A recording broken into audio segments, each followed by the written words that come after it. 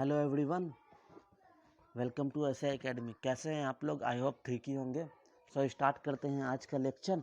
In this lecture we will cover some battle.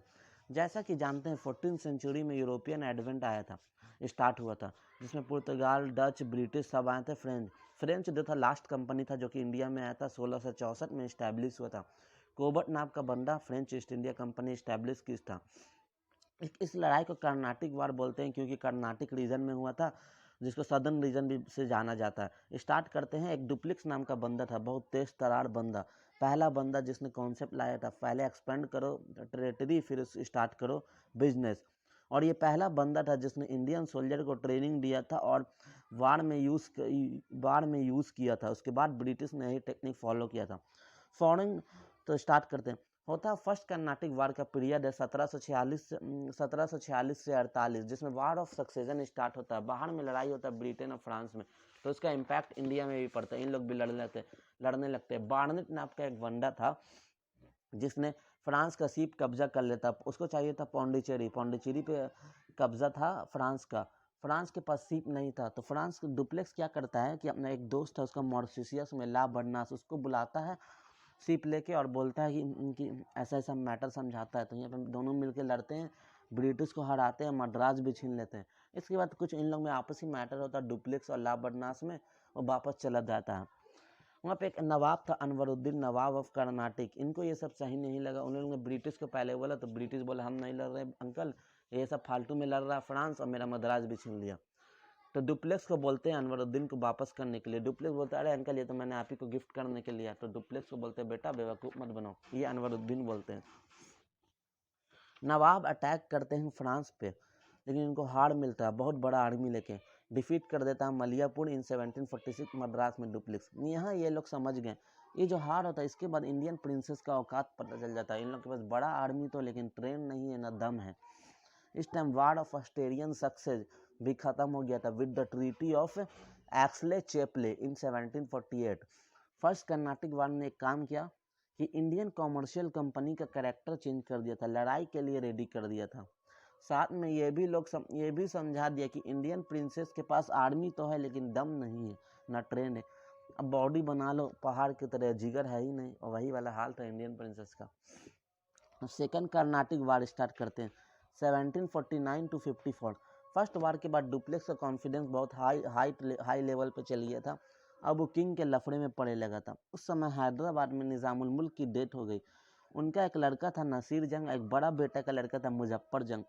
वो दोनों आपस में लड़ता है ताजला। कर्नाटिक में भी वार चल रहा था क्योंकि कर्नाटिक में भी नवाब दोस्त अली की डेथ हो गई।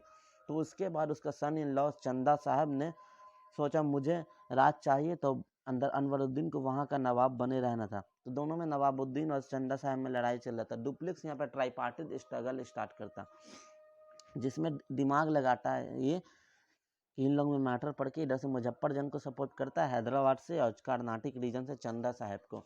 इधर ब्रिटिश बोलता है अच्छा बेटा जादू उड़ रहा है, ब्रिटिश भी आ जाता है बीच में, नासिर जंग और अनवरुद्दीन को सपोर्ट कर देता है। अब कर्नाटिक वार सेकंड यहाँ पे स्टार्ट होता है। 1749 में बैटल ऑफ अंबर में अनवरुद्दीन को फ्रेंच मार देता है। उनका बेटा था मोहम्मद अली, जिसको भागे पड़े ट्राइकोपोली में, वहाँ ब्रिटिश के साथ रहने लगा। चंदा साहिब को कर्नाटिक का नाव और नसीर जंग का कहानी को मार देता है।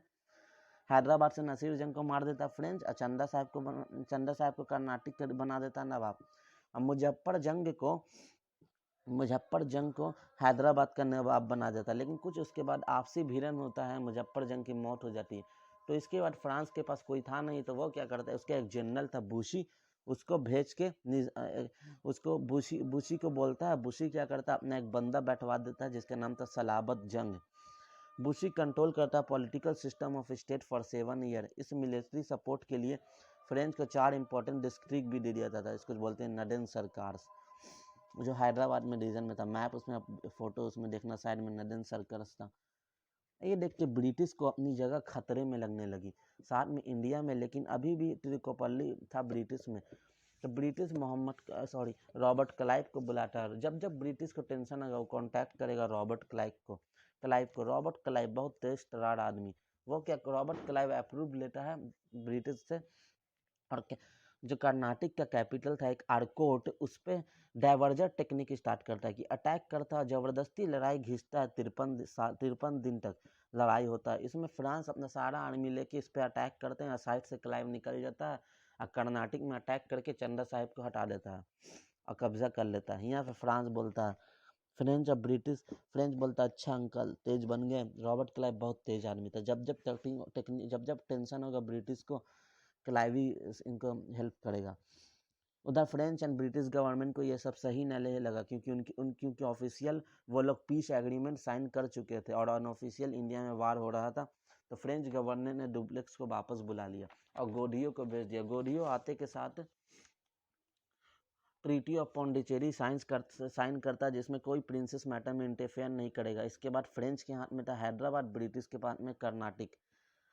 थर्ड वार होता है 1757 से 63। यूरोप में 1756 से 60 साल तक स्टार्ट हुई, जिसमें ब्रिटिश 60 साल बाद वार ऑफ ऑस्ट्रेलियन सक्सेस स्टार्ट होता है, जिसका असर इंडिया में आता है। इस बार ब्रिटिश कर्नाटक से बाहर निकलकर एक चंदेड़ नगर था जिसको औरंगजेब का अंकल फ्रेंच को दिस था कैप्चर कर लेता।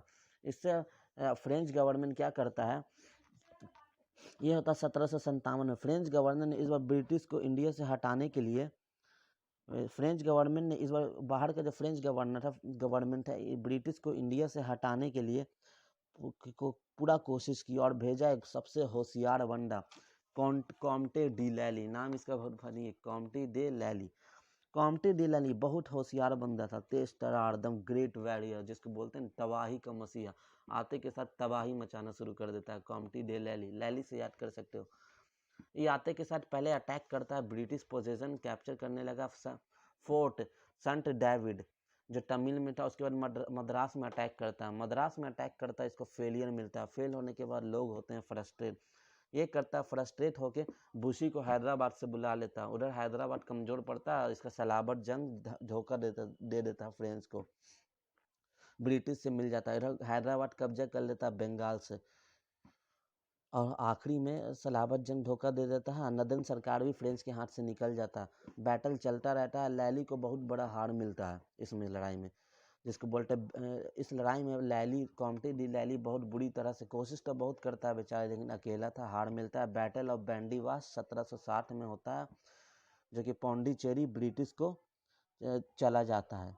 ठीक है, कॉम्टे डी लैली बहुत मेहनत करता है लेकिन बेचारा हार जाता है। थर्ड कर्नाटिक वार 1763 में खत्म होता है ट्रीटी ऑफ पेरिस के साथ, जिसमें पौंडीचेरी वापस किया जाता है उसको और आर्मी फोर्टिफिकेशन पे रोक लगा दिया जाता है। Thank you.